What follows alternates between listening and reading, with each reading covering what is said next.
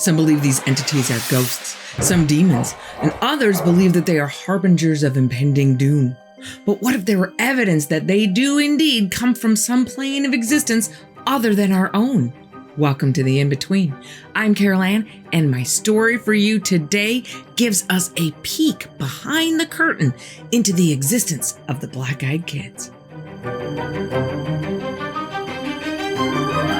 Trish is in love, but that's the problem. She and Jeff have been together on and off since they were in high school. And as they got older and actually started adulting, things got more stable and they were on more than they were off. And that's just kind of where they stayed for the first half of their 20s. The problem part is that Trish and Jeff are that couple that everybody knows shouldn't be together, but nobody can help but watch the train wreck as it's happening. Trish and Jeff love each other. They're just not good for each other. But like a moth to the flame, no matter what happens, they return to each other over and over again.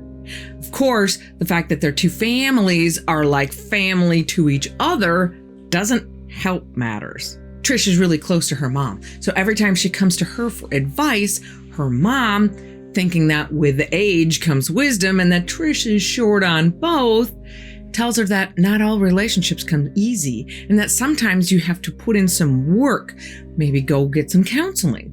And it's not that her mom is blind to the toxicity between the two of them, but she has seen how good they can be together.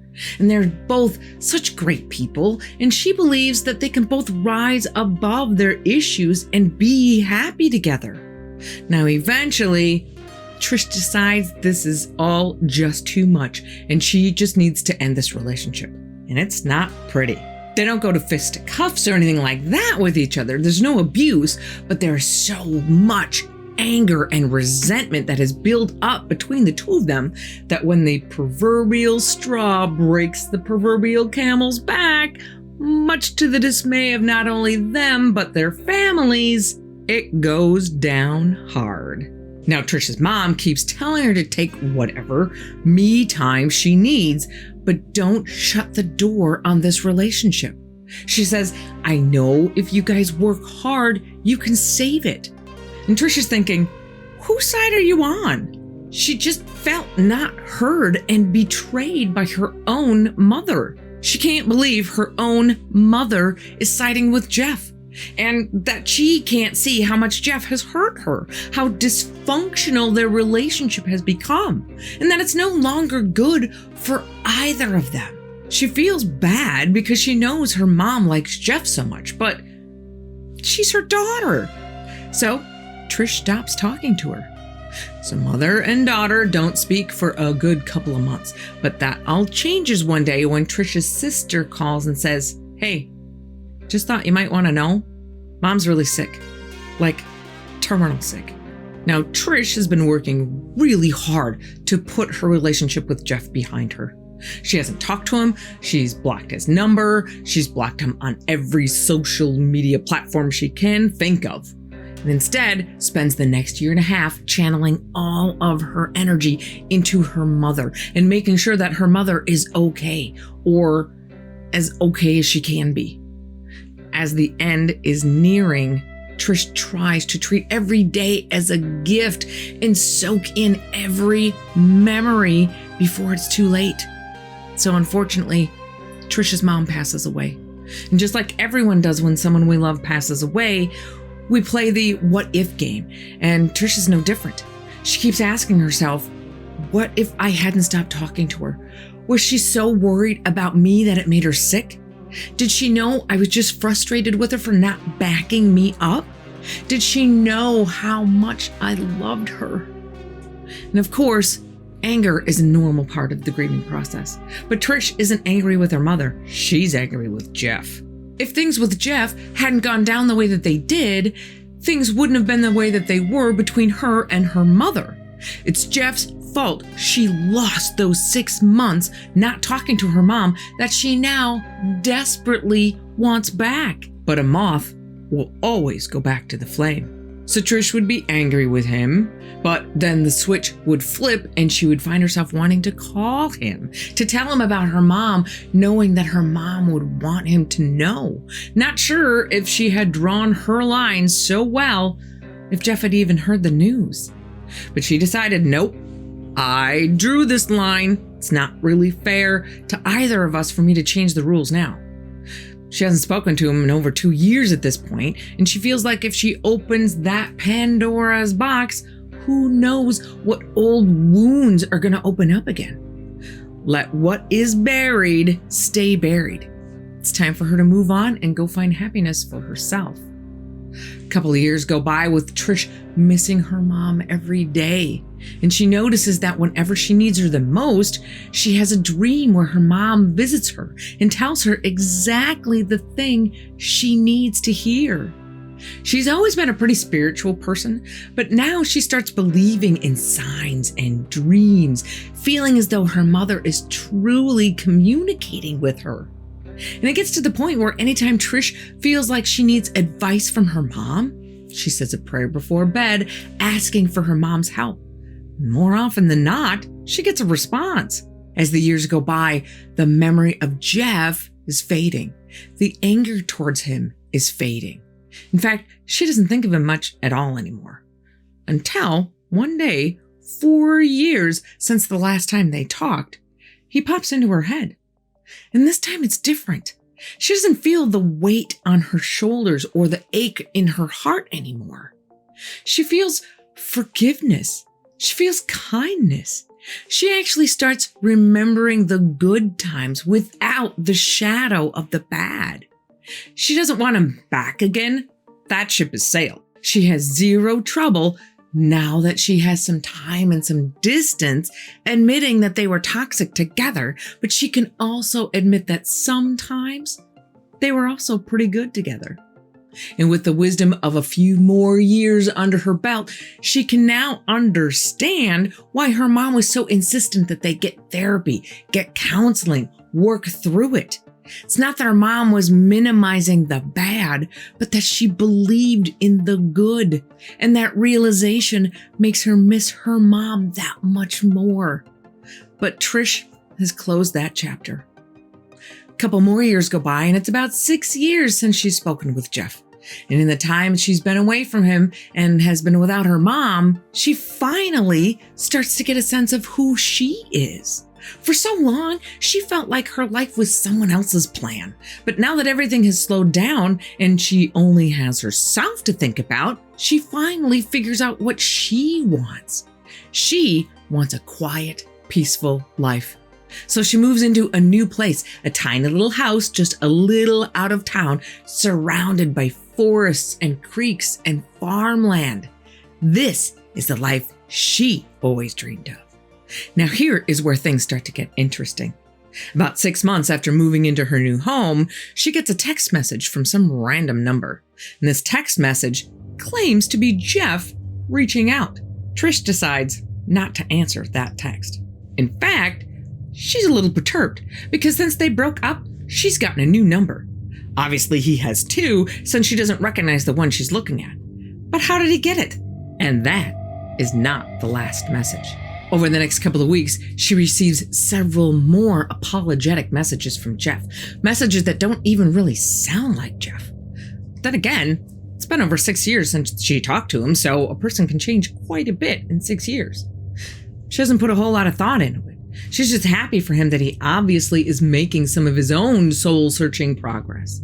And the messages he's sending are unbelievable. He's apologizing for every toxic behavior that he has displayed during their relationship. He's atoning for things that are very specific, things that only he and her would know. The kind of dirty laundry that no couple airs to anyone. And he's telling her that she's the most beautiful, incredible, wonderful woman that he's ever met. And he wishes he could have been better for her, that they could have been better together. But now, all he wants is for her to be happy and safe. And he even tells her, "I'm sorry about your mom, but she's always watching over you." That particular message shocks her a bit because She hasn't spoken to anybody who knows him who might turn around and tell him. And she certainly didn't tell him. But again, she just assumes that the gossip grapevine has longer vines than she can even guess. One evening, Trish is at home, a place she's always felt is her safe space. But this night is different. She feels restless. She's jumpy and paranoid, and every little sound, every little thing is making her internal alarms go off. She can't figure out why. Deciding she just needs to try and chillax a little bit, she puts on a rom-com, grabs a glass of wine, puts her phone on Do Not Disturb, and tries to relax this feeling out of her body. That's when her phone dings, even though she just put it on Do Not Disturb. Just a little freaked, she looks over, and it's a text from the supposed Jeff number again. When she opens the message, all it says is, "I love you, but I have to go. But I need you to know whatever you do, do not answer your door tonight." And then another message comes in that says, "I'm sorry to say that this is my last message to you. Just know that I will always be there for you. And please never doubt how much I loved you." Now at this point, Trish is really kind of disappointed. She had been so happy for Jeff because it seemed like he'd had this major epiphany in his life that was leading him down a positive path. But these last two messages just hit her like this is some kind of major manipulation on his part, that he's just trying to get a reaction out of her because she hasn't responded to anything else so far. So with more than just a little bit of sadness, she decides to just delete the number, block it, and move on with her life. The last thing she wants at this point is to let him back into her head again. Now, Trish doesn't know if it's because of the text messages or if the messages are just adding to the problem, but she still has this weight in her chest, this ominous feeling of dread. But she puts her phone down and continues on with her movie. After it's over, she collects her wet tissues, downs the last bit of wine in her glass, and gets ready to go to bed. She shuts off the TV, shuts off the lights, and starts walking down the hall to her bedroom when she hears bang, bang, bang on her front door. She stops dead. She can hear her heart pounding, and even though she's trying to breathe as quietly as possible, she can hear the wind rushing in and out of her lungs, and she's just listening. A few seconds of quiet and bang, bang, bang on the door. Trish's mind is racing. She's thinking, who the hell could be at my door at this hour? Is it Jeff? Has he lost his mind? How could he even know where I live? How did he know someone was going to come to the door unless it's him? But then why would he tell me not to answer it? She decides not to answer it and starts walking toward her room again when she hears bang, bang, bang, and then a voice. It's not Jeff's. "Can we come in?" Fear and confusion wash over her at the same time because not only is that voice not Jeff's voice, but it's a child's voice. Now, she hasn't lived there very long, but she has yet to see any kids around where she lives. Her whole neighborhood is full of recent empty nesters who are too young for grandchildren. So she slowly creeps her way towards a window that looks out toward the front door. All the lights are off, so they shouldn't be able to see her. Trish peeks out the window to see two children staring at the door, standing almost perfectly still. She hears, "We know you're in there. Let us in." She decides she needs to get a better look to see if there's some chance that she might know these kids or at least see what they're doing. So she walks toward the window next to the door and takes another peek. She wishes she hadn't. As soon as she's at the closer window and can see the two kids again, their faces, perfectly in sync like robots, turn directly towards her and stare. She can see immediately that they have very pale skin, very dark hair, and what looks like completely blacked out, soulless eyes. One of the kids says to her, "We can see you're in there. Did he tell you not to let us in?" Trish is terrified and feels like she's in some kind of horror movie. She runs to the kitchen, grabs her phone, and dials 911. The police do show up, But of course, there's no one around anymore. No kids, and the ground is all dewy grass and mud, but no footprints. So the cops are kind of thinking, what has she been smoking? Trish tries to explain everything about Jeff and the messages that he's been sending her and how he told her someone was going to come to the door. The cops ask to see the messages, but she can't show them because she deleted them and blocked the number. The police ask, well, it sounds like things didn't end too well with the two of you. Is there any chance he figured out where you live and is just messing with you? She tells them no, partly because she can't see how he would be able to figure out where she is, and partly because she just can't believe that he would be that vindictive. He's had 6 years to get back at her if he wanted to. Why start now? So the officers try to reassure her and tell her it's probably just a coincidence and some stupid kids. Everything seems fine now, but call us again if you need us. And they leave. Needless to say, Trish has a really hard time falling asleep. But when she finally does, she dreams about her mom. Her mom says, I know what you thought of him, but he saved you tonight. When she wakes up, she knows she should feel good about the visit from her mom, but she can't. Instead, she's angry because when she went to bed, she felt like Jeff was just messing with her again, playing with her head in his toxic, manipulative way. So this dream of her mother siding with Jeff again just sent her into that same spiral of insecurity that she'd had while her mother was still alive. But she vows to forget about the entire last 24 hours. Weeks go by, and she doesn't know whether Jeff has tried to text her anymore because she blocked his number, but she still can't shake the memory of that night. She can't let it go. So, against her better judgment, she finally decides to reach out to Jeff's sister. Trish and his sister were never very close because his sister was none too quiet about the fact that she thought their relationship was toxic and never wanted them to be together. But she was the most neutral person that Trish could think of to reach out to. She reaches out to her on social media, kind of explains everything that's been going on and asks her, so do you have any idea why he's texting me? What does he want? And how did he know these kids were going to show up at my door? The response she receives is certainly not the response she expects. What she gets is a very angry word lashing, full of capital letters and exclamation points. Something to the effect of, stop messing with me, this isn't funny, this is going too far. And a few other choice tidbits I will leave to your imagination. Trish is a little shocked and really confused, so she kind of nervously replies to her and asks, what are you talking about? Jeff's sister tells Trish, Jeff's dead.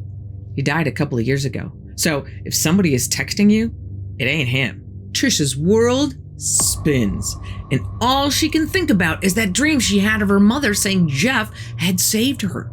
She goes into her phone and opens up her list of blocked phone numbers, and that phone number isn't there. So she either never blocked the number, so it wasn't in her blocked list, or it somehow disappeared from the blocked list, or it never existed. But she could swear that she blocked that number. Didn't she? The black-eyed children never returned, but she knows to her core that she saw those kids at her door. She knows she heard them say, Did he tell you not to let us in? And now she really can't let it go. So she starts digging in and researching, and she learns about black-eyed kids and the fact that plenty of people have seen them, but nobody knows what they are or where they come from.